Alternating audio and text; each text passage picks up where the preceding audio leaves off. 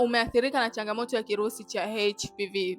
Kitu cha kwanza ambacho kinaenda kuathirika moja kwa moja ni kinga yako ya mwili. Kirusi haikai sehemu ambayo kinga ya mwili ipo strong. Kwa ni lazima kirusi kipambane na kinga yako ya mwili ili chenye kiweze kusurvive.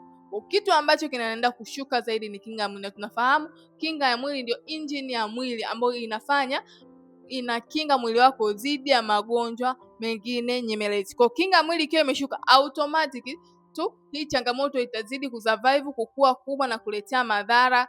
Kama kwa upande wa mwanaume unaweza ukajikuta performance inashuka, mbegu zinakuwa zinajichuja, lakini unajikuta unapata miwasho, vipele, hata vidonda vya mara kwa mara katika maeneo yako ya siri. Lakini kwa upande wa mwanamke unaweza kujikuta unaanza kutoa ule uchafu wenye harufu mbaya, wenye majimaji kama ya njano, inaweza akajikuta yanatoka. Lakini mbaya zaidi unaweza ukajikuta unapata hata saratani ya shingo ya kizazi kwa sababu kinga ya mwili inakuwa imeshuka. Lakini magonjwa mengine nyemelezi mengi yanaweza kaingia katika mwili wako. Hakikisha unachukua hatua mapema.